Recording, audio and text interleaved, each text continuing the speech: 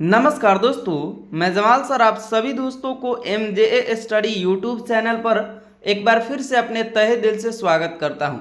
दोस्तों, आज के क्लास में मैं आप सभी दोस्तों को एक ऐसा चीज़ बताने वाला हूं जिसकी मदद से आप सभी अंग्रेजी पढ़ना लिखना बिल्कुल आसानी से सीख लेंगे। जी हाँ दोस्तों, आज के क्लास में मैं आप सभी दोस्तों को हिंदी वर्णमाला का अंग्रेजी रूप बिल्कुल आसान तरीके से सिखाने वाला हूँ। जी हाँ दोस्तों, अगर आपको इस क्लास को देखना है दोस्तों, आप तो इस क्लास को देखने के लिए ही क्लिक किए हैं, तो प्लीज़ इस क्लास को जो है ना अंत तक देख करके बिना भगाए हुए पूरा देख करके जाइए। ठीक है ना दोस्तों। इस क्लास में दोस्तों मेरा 100% गारंटी है कि मैं आपको बिल्कुल आसान तरीका बताऊंगा जिसकी मदद से आप इनके अंग्रेजी मीनिंग बिल्कुल आसानी से याद कर लेंगे। देखिए दोस्तों, हिंदी वर्णमाला में बेसिकली व्यंजन वर्ण और स्वर वर्ण ये दोनों आते हैं। ठीक है ना। अब इन दोनों का अंग्रेजी मीनिंग जानना बहुत ज़्यादा ज़रूरी है, तभी हम किसी भी हिंदी शब्द को अंग्रेजी में लिख पाएंगे। इन दोनों का अंग्रेजी मीनिंग जानेंगे तभी। ठीक है ना दोस्तों, तो बने रहिए इस क्लास में शुरू से अंत तक। चलिए अभी क्लास को स्टार्ट करते हैं। सबसे पहले दोस्तों हम व्यंजन वर्ण का अंग्रेजी मीनिंग पढ़ेंगे। आप भी मेरे साथ साथ पढ़िएगा और उसके बाद में हम इसका ट्रिक बताएंगे जो कि मैंने वादा किया जिस तरीके से। देखिए दोस्तों, के से क्या होता है दोस्तों? के से होता है क, के एच से होता है दोस्तों ख, जी से होता है ग, जी एच से होता है घ, एन जी से होता है दोस्तों अंग। देखिए दोस्तों, मैं जो पढ़ा रहा हूँ आप उसकी अंग्रेजी मीनिंग पर थोड़ा सा ध्यान देते चलिएगा। उसके बाद में मैं आपको बताऊंगा कि क्यों ध्यान देने के लिए बोल रहा हूँ। सी एच से च, सी डबल एच से छ, जे से ज, जे एच से झ और वाई एन से इय, टी से ट, टी एच से ठ, डी से ड, डी एच से ढ और एन से अड़। ठीक है ना। आगे बढ़ते हैं दोस्तों। अब यहाँ थ द का अंग्रेजी मीनिंग देखेंगे तो टी से क्या होता है दोस्तों? ट, टी से त, टी एच से थ, डी से द, डी एच से ध और एन से न। दोस्तों थ द और ट ड इनका अंग्रेजी उच्चारण सेम होता है, इसलिए इसका अंग्रेजी मीनिंग जो है ना आपको सेम दिख रहा है। ठीक है। आगे बढ़ते हैं।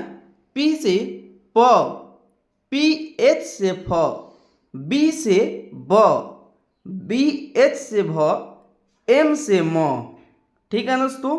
वाई से इ, आर से र, एल से ल, भी या डब्लू, भी या फिर दोस्तों डब्लू इन दोनों से क्या हो जाता है वह।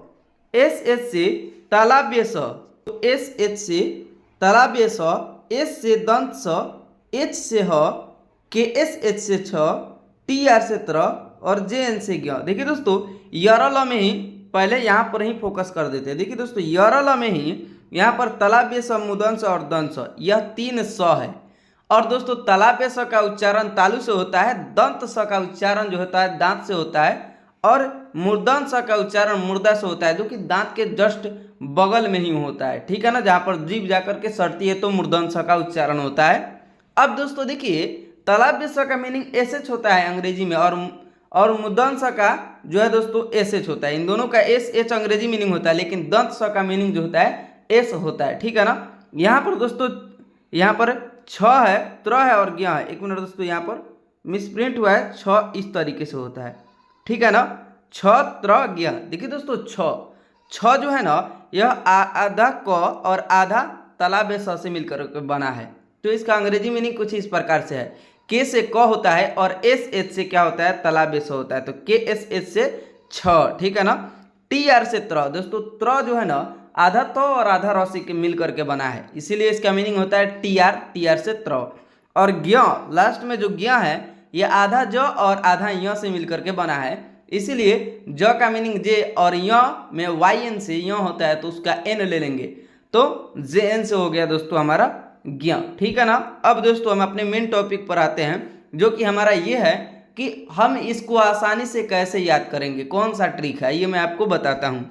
देखिए दोस्तों, हम प फ ब तक बिल्कुल आसानी से अंग्रेजी मीनिंग याद कर सकते हैं और यरल बहुत आसानी से याद हो जाता है। ठीक है ना। तो प फ ब तक बहुत ज़्यादा मुश्किल लगता है क से प फ ब तक याद करना। यहीं पर मैं एक चीज़ बता देता हूँ जिससे आपका आसान हो जाएगा याद करना। देखिए दोस्तों, यहाँ पर एक चीज़ आपको कॉमन दिख रहा होगा कि के से जब क हो रहा है तो के के साथ सिर्फ एच लगाते हैं तो ख का मीनिंग हो जाता है, ठीक है ना। जी से ग हो रहा है, देखिए यहाँ पर, और जी के ही साथ में एच लगा रहे हैं तो घ का मीनिंग हो जा रहा है, ठीक है ना। उसी तरीके से सी एच से च है और सी एच के साथ में एच जोड़ देंगे तो सी डबल एच से छ हो जाएगा, ठीक है ना। उसी तरीके से जे से ज है तो जे के साथ एच जोड़ रहे हैं तो झ हो रहा है। टी से ट है और टी के साथ एच लगा रहे हैं तो ठ हो रहा है, ठीक है ना।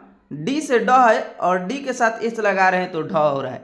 यहाँ पर क्या चीज़ कॉमन है, तो एक चीज़ कॉमन है दोस्तों, वह है एच। क्या दोस्तों, एच।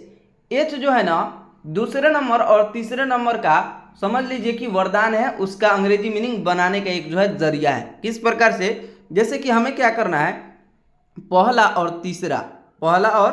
तीसरा नंबर का अंग्रेजी मीनिंग याद करना है। पहला और तीसरा नंबर का अंग्रेजी मीनिंग याद कर लेंगे तो दूसरा और चौथा का अंग्रेजी मीनिंग खुद ब खुद बना लेंगे। वो इसलिए क्योंकि पहले के वर्ड मीनिंग, पहले का जो मीनिंग होगा उसके साथ में सिर्फ एच लगाएंगे तो दूसरे का मीनिंग हो जाएगा। उसी तरीके से तीसरे का मीनिंग जब हमें याद हो जाएगा तो तीसरे के मीनिंग के साथ में जब हम एच जोड़ेंगे तो वो चौथे का मीनिंग बन जाएगा, ठीक है ना। इसी प्रकार ना हो रहा है यहाँ पर, आप सब देख सकते हैं। तो पहला और दूसरा बिल्कुल आसान हो गया, इसको याद कर लीजिए और पहला तीसरा याद कीजिए, दूसरा और चौथा में एच लगा लगा करके आप जो है ना उसका वर्ड मीनिंग बना लीजिए। जैसे कि इस प्रकार से कि के से क, के के साथ एच जोड़िए, कि एच से ख, जी से ग, जी से हमें ग याद है, अब घ का मीनिंग बनाना है तो जी के साथ एच लगा देंगे, जी एच से घ हो जाएगा, सिंपल है। उसी तरीके से जब हमें सी एच से च का मीनिंग याद है तो अब छ का बनाना है तो सी एच के साथ एक और एच ऐड कर दीजिए, सी डबल एच से छ।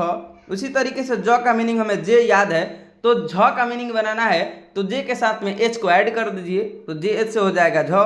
उसी तरीके से जब टी से ट हमें याद है और ठ का मीनिंग बनाना है तो टी के साथ एच को जोड़िए, टी एच से ठ। अब ड से डी, हमें डी से ड हमें याद है, अब ढ का मीनिंग बनाना है तो डी के साथ एच लगाइए, डी एच से बन जाएगा ढ। उसी तरीके से दोस्तों चौथा द का भी मीनिंग सेम है।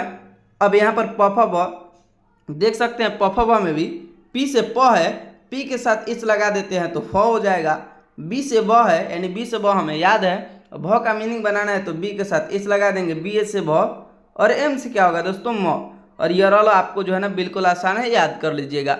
एक आसान ट्रिक मैंने आपको बता दिया कि एच लगा करके दूसरे और चौथे पर एच लगाइए, आसानी से बन जाएगा, ठीक है ना। पहला और दूसरा का मीनिंग याद करना है, बिल्कुल आसान हो गया। अब यहाँ पर दोस्तों ये तो हमने पढ़ लिया कि नहीं। अब हमें सीखना है कि अंग्रेजी, इसको याद करना सीख लिया, अब अंग्रेजी लिखना कैसे सीखेंगे, तो आइए आगे बताते हैं। देखिए दोस्तों आगे हमने यहाँ पर स्वर वर्ण दे रखा है। स्वर वर्ण यानी कि इंग्लिश में इसको बोले तो वॉवेल, ठीक है ना। अब सबसे पहले दोस्तों हम स्वर वर्ण का उच्चारण करेंगे, उसकी मात्रा को देखेंगे और उसकी अंग्रेजी मीनिंग देखेंगे, और उसके बाद में दोस्तों हम किसी भी शब्द को जो है ना हिंदी शब्द को अंग्रेजी में लिखना बिल्कुल आसानी से सीख लेंगे। तो आइए ध्यान दीजिए, यहाँ पर सबसे पहले हम उच्चारण करते हैं, आप भी मेरे साथ साथ उच्चारण करिए अपने बेहतर एक्सपीरियंस के साथ में, ठीक है ना। अ आकार आ, छोटी ई बड़ी ई, छोटी ऊ बड़ी ऊ, ए आए, औकार ओ, औकार औ, अपस्वरन और अभिसर्ग अह, यह हो गई हमारी स्वर वर्ण। अब इसकी मात्रा को देख लेते हैं। देखिए दोस्तों मात्रा हम इसलिए इसको निकालते हैं क्योंकि हमें हिंदी पर बैठा करके हिंदी लिखना है शुद्ध शुद्ध। तो देखिए दोस्तों यहाँ अ का कोई मात्रा नहीं होता है, हम सब जानते हैं, क्योंकि अ सिंपल अकेला है, उसके साथ कोई चीज़ जुड़ा हुआ नहीं है। वहीं जब अ आकार आ बोला जाता है तो अ के साथ यानी अ का उच्चारण चेंज होकर के आ में आता है, तो यानी उसके साथ कोई चीज़ लगा हुआ होता है जिसको हम आकार कहते हैं, ठीक है ना। आकार आ का मात्रा होता है आकार, छोटी ई की मात्रा होती है हर्षई, बड़ी ई की दीर्घई, छोटी यू की हर्षऊ, बड़ी ऊ की दीर्घऊ, एक एकले, ऐ के दोले, औकार ओ के ओकार, औकार औ के औकार, अपस्वरन के अनुस्वार और अभिसर्गे अह के विसर्ग, ठीक है ना। अब इसके अंग्रेजी मीनिंग देख लेते हैं। देखिए दोस्तों अ का मीनिंग होता है ए, ठीक है ना। अकार आ का मीनिंग होता है डबल ए, ठीक है।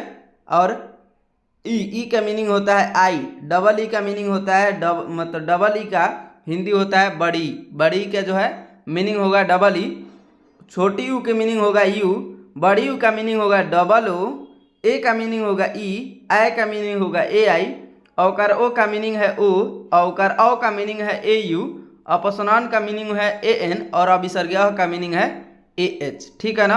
अब दोस्तों सेम टू सेम उसकी मात्रा का भी जो मात्रा है, मतलब जितने भी स्वर वर्ण है उसकी मात्रा है, सेम टू सेम उसका भी अंग्रेजी मीनिंग हो जाएगा। जैसे कि इस तरीके से ए से आकार, आई से हर्षई, डबल ई से दीर्घई, यू से हर्षऊ, डबल ओ से दीर्घऊ, ई से एकले, ए आई से दोल्ले, ओ से ओकार, ए यू से औकार, ए एन से अनुस्वार और ए एच से विसर्ग।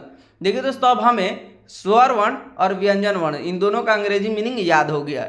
अब हमें जो है ना अंग्रेजी लिखना है, तो कैसे लिखेंगे? देखिए दोस्तों जैसे कि हमें किसी का नाम लिखना हो गया, जिसका नाम हो गया जैसे कि ले लीजिए रोशन।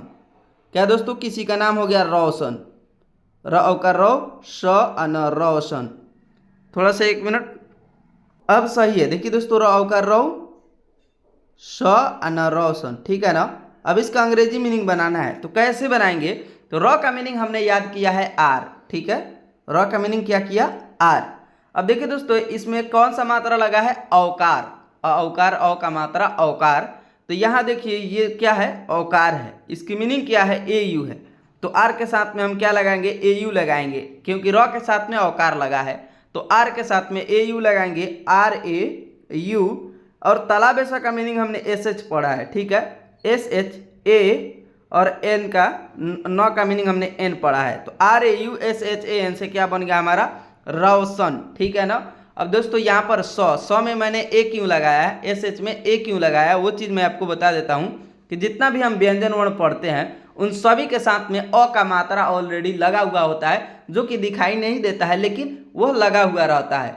और हम वहाँ पर अंग्रेजी मीनिंग के साथ में इसलिए ए लगा लगा करके नहीं पढ़ाए हैं क्योंकि बोरिंग लगता। यहाँ पर आपको समझा देता हूँ कि जितने भी हम व्यंजन वर्ण पढ़े हैं ना उन सभी के साथ में अ ऑलरेडी लगा हुआ है, जिसकी मीनिंग होती है ए। जब हम कोई नाम लिखते हैं या फिर कोई भी चीज़ लिखते हैं तो दोस्तों बीच में या फिर शुरू में अगर मात्रा नहीं लगा हो तो उसके साथ में हम ए लगा सकते हैं, और अंत में जो है दोस्तों कोई भी चीज़ आधा होता है उसके साथ में हम ए नहीं लगाएंगे। जैसे कि यहाँ पर रोशन में लगा दिए, उसी तरीके से जैसे यहाँ पर लिखा होगा कॉलम। क्या दोस्तों? कॉलम, ठीक है ना। इस कॉलम को अंग्रेजी में ही लिखना है, तो के से होता है क, ठीक है ना। तो के ए, क्योंकि क के साथ अ का मात्रा है, अ का मीनिंग होता है ए। के ए, एल ए, ल भी व्यंजन वर्ण है जिसके साथ अ लगा हुआ है, तो एल ए और एम से मो, क्योंकि लास्ट में आने वाला चीज़ आधा होता है यानी उसके साथ अ नहीं लगा है, तो के ए एल ए एम से कॉलम, इस प्रकार लिखेंगे, ठीक है ना। हमने अंग्रेजी मीनिंग पढ़ा है और स्वर वर्ण और उसकी मात्रा का अंग्रेजी मीनिंग भी पढ़ा है। तो यहाँ पर और भी चीज़ें देख लेते हैं, जैसे कि यहाँ पर लिखा होगा कौशल, किसी का नाम कौशल है, ठीक है। इसको अंग्रेजी में लिखना है तो हम कैसे लिखेंगे? तो के से होता है क, औकार का मीनिंग हम जानते हैं ए यू होता है, तो के ए यू, एस से तालाबेस होता है एस एच ए एल, कौशल, ठीक है ना। उसी तरीके से हमें लिखना है देवेंद्र। क्या दोस्तों? देवेंद्र। देवेंद्र, देवेंद्र को अंग्रेजी में कैसे लिखेंगे? तो देखिए दोस्तों डी से होता है द पर लगा है एकले, एकले का मीनिंग देखिए ई है, तो डी ई। वी या डब्ल्यू से होता है व, ठीक है ना। तो यहाँ पर वी ले लेते हैं और वी पर भी एकले लगा है, तो V E, D E, V ई। और यहाँ पर है न आधा है तो सिर्फ और सिर्फ एक एन देंगे, ठीक है। उसके बाद में फिर द है और द में र का मात्रा लगा हुआ है यानी कि द्र, तो डी। और यहाँ पर रेफ जो लगा है इसका मीनिंग होता है आर, और लास्ट में ये द्र है देवेंद्र, ठीक है दोस्तों। देवेंद्र, इसके साथ दो चीज़ हो गया तो अब यहाँ पर डेफिनेटली ए लगेगा, ठीक है ना। तो D E V E N D R A, Devendra, इस प्रकार अंग्रेजी में इसका लिखा जाता है, ठीक है ना दोस्तों। इसी तरीके से रविंद्र हो तो अंग्रेजी में रविंद्र लिखा जाएगा, या फिर कुछ भी हो जैसे कि चरित्र होगा, चरित्र है चरित्र, तो उसमें भी चरित्रा लिखा जाएगा, ठीक है ना, इस प्रकार से। अब यहाँ पर दोस्तों जैसे कि और भी चीज़ आप लोगों को चैटिंग वगैरह करना होता है, तो जैसे कि आप मैसेज भेजते हैं किसी के पास में, तब भाई क्या हाल है, तब भाई क्या हाल है, ठीक है ना, क्या हाल है। इस प्रकार आप जो है ना हिंदी में ही अंग्रेजी में लिख करके भेजना अपने दोस्तों के पास। तो कैसे टाइप कीजिएगा? तो त और ब, तब त का मीनिंग हम जानते हैं टी होता है, और हम जान रहे हैं कि त के साथ अ का मात्रा है तो टी ए बी, तब भाई तो बी से बी एच से ब होता है, ठीक है ना। तो भ में आकार लगा तो बी एच ए, और ई बड़ी ई है तो double E, B H A double E, या फिर दोस्तों यहाँ पर आई लगा सकते हैं, बी एच ए भाई, तब भाई क्या हाल है। तो आधा क का मीनिंग के और वाई ए से या आकार या, ठीक है ना, क्या हाल।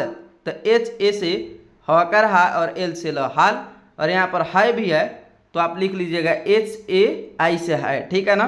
तब भाई क्या हाल है, इस प्रकार से, ठीक है दोस्तों। अगर यहाँ तक आपने वीडियो पूरा अच्छी तरीके से देखा है बिना भगाए हुए तो कंग्रेट्स, आप लोग जो है ना अंग्रेजी पढ़ना लिखना बिल्कुल आसानी से सीख गए और चैटिंग करना सीख गए। आपसे दोस्तों मिलते हैं अगले नेक्स्ट वीडियो में। उससे पहले दोस्तों आपका एक बहुत ही इंपॉर्टेंट काम है, वीडियो लाइक कीजिए, चैनल पर नए हैं चैनल को सब्सक्राइब कीजिए, जितना ज़्यादा हो सके इस वीडियो को अपने दोस्तों रिश्तेदारों में शेयर कीजिए ताकि वो लोग भी शुद्ध चैटिंग आपसे कर पाए, क्योंकि बहुत सारे लोग अच्छे से चैटिंग नहीं कर पाते हैं और शुद्ध से अंग्रेजी पढ़ पाए। आपसे मिलते हैं अगले नेक्स्ट वीडियो में, तब तक के लिए बाय।